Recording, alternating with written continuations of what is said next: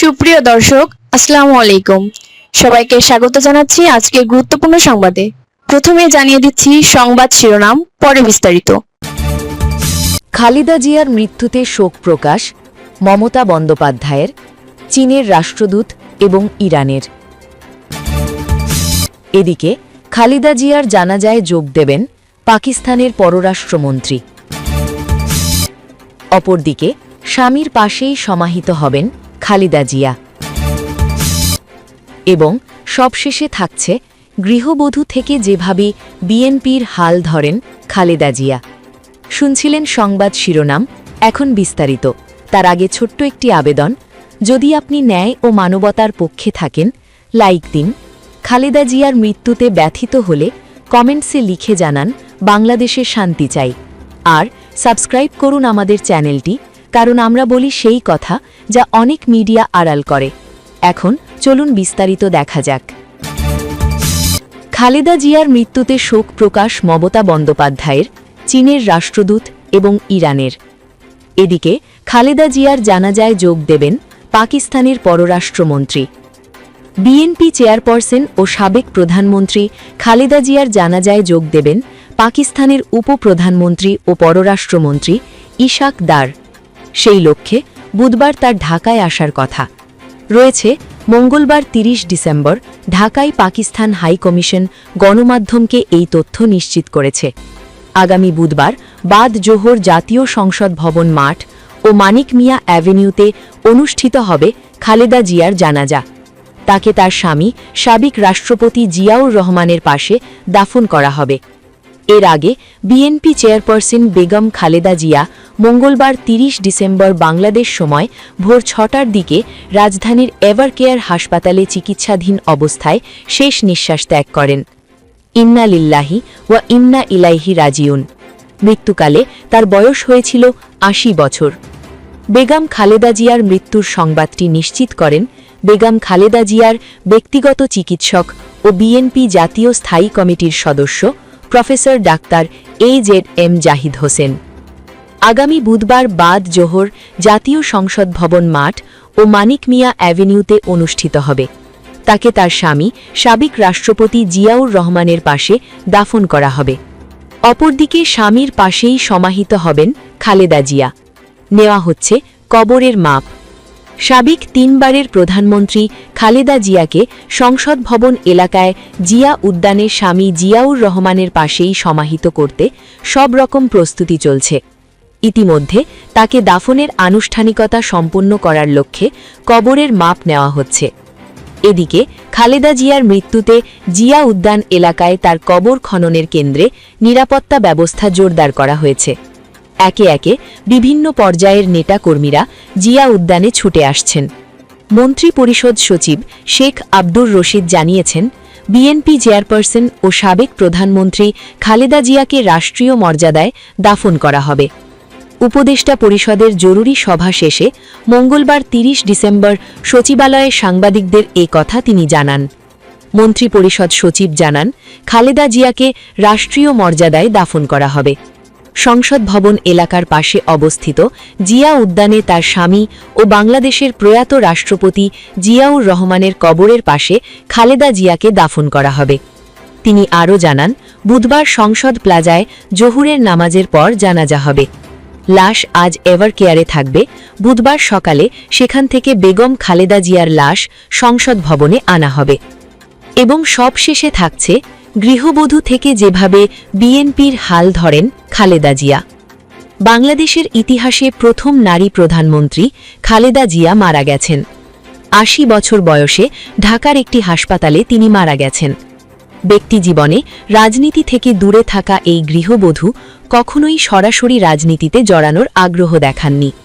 তবে এক করুণ ও জটিল পরিস্থিতিতে স্বামী সাবেক রাষ্ট্রপতি ও মুক্তিযুদ্ধের অন্যতম সংগঠক জিয়াউর রহমানের মৃত্যুর পর তাকে রাজনীতির কেন্দ্রবিন্দুতে আসতে হয়েছে।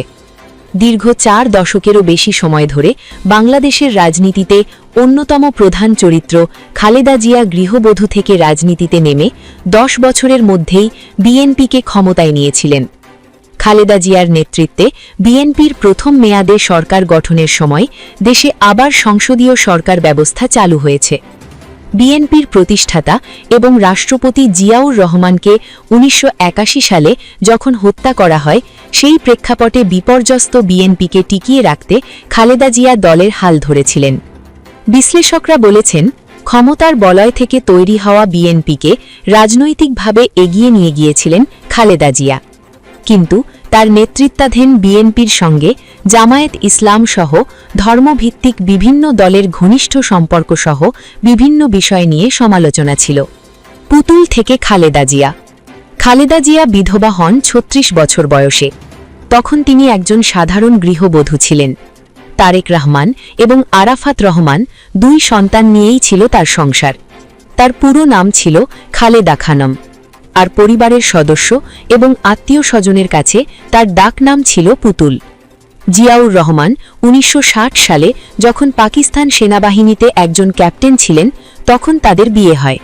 তিনি বিয়ের পরে তার স্বামীর নামের সাথে মিলিয়ে খালেদা জিয়া নাম নিয়েছিলেন বলে তার বোন সেলিমা ইসলাম জানিয়েছেন। তবে রাজনীতিতে নামার পরই তিনি পরিচিত হন খালেদা জিয়া নামে। তার বড় বোন সেলিমা ইসলাম বিবিসিকে বলেছেন, সে সময় খালেদা জিয়ার রাজনীতি নিয়ে কোনো চিন্তাই ছিল না। এর আগে জিয়াউর রহমান রাষ্ট্রপতি থাকা সময়ও খালেদা জিয়া কোনো রাজনৈতিক কর্মকাণ্ডে সম্পৃক্ত হননি। তার সমালোচকদের অনেকে বলে থাকেন, খালেদা জিয়া তার স্বামী জিয়াউর রহমানের মৃত্যুর পর উত্তরাধিকার সিদ্ধান্তে বিএনপির দায়িত্ব পেয়ে রাজনীতিক হয়েছেন।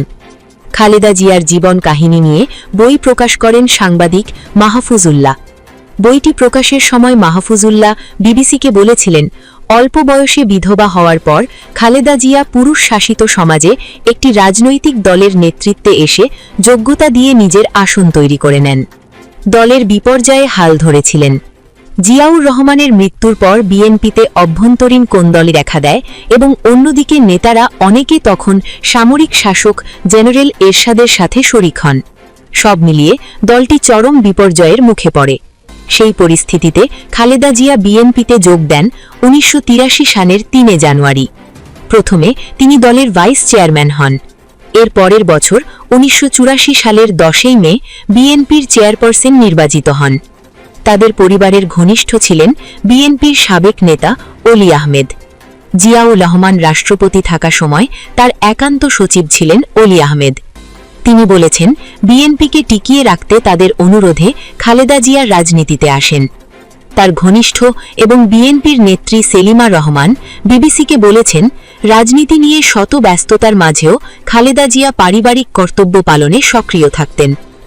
আপোষহীন নেত্রী হিসেবে পরিচিতি। খালেদা জিয়া সেই ১৯৮২ সালে যখন বিএনপির নেতৃত্বে আসেন, তখন জেনারেল এরশাদের সামরিক শাসন চলছিল। সেই শাসনের বিরুদ্ধে ৯ বছরের আন্দোলনের মধ্য দিয়েই তিনি রাজনীতিতে নিজের এবং দলের অবস্থান তৈরি করেছেন বলে বিএনপি নেতারা মনে করেন। বিএনপির নেতৃত্ব নেওয়ার পরের বছর ১৯৮৩ সালে তিনি ৭ দলীয় ঐক্যজোট গঠন করে এরশাদ শাসনের বিরুদ্ধে আন্দোলনে নেমেছিলেন। অন্যদিকে আন্দোলন করে আওয়ামী লীগের নেতৃত্বে ৮ দলীয় জোট এবং বামপন্থী দলগুলোর ৫ দলীয় জোট করে। এরশাদ সরকারের পতনের পর ১৯৯১ সালের ২৭ ফেব্রুয়ারি সব দলের অংশগ্রহণে নির্বাচনের মাধ্যমে খালেদা জিয়ার নেতৃত্বে বিএনপি ক্ষমতায় আসে। তিনি বাংলাদেশের প্রথম নারী প্রধানমন্ত্রী হয়ে ইতিহাস করেন। নির্বাচনে খালেদা জিয়া ৫টি আসনে প্রতিদ্বন্দ্বিতা করে সবকটি আসনেই নির্বাচিত হয়েছিলেন। সেই নির্বাচনের আগে এরশাদ বিরোধী আন্দোলনে থাকা ৩ জোটের রূপরেখায় সংসদীয় সরকার ব্যবস্থায় ফিরিয়ে আনার অঙ্গীকার ছিল। সেই প্রেক্ষাপটে নির্বাচনের পর গঠিত পঞ্চম সংসদে সংসদ নেতা হিসেবে খালেদা জিয়া রাষ্ট্রপতি শাসিত সরকার ব্যবস্থা পাল্টিয়ে সংসদীয় পদ্ধতির সরকার প্রবর্তনের জন্য বিল উত্থাপন করেছিলেন এবং ঐক্যমত্যের ভিত্তিতে তা পাশ হয়।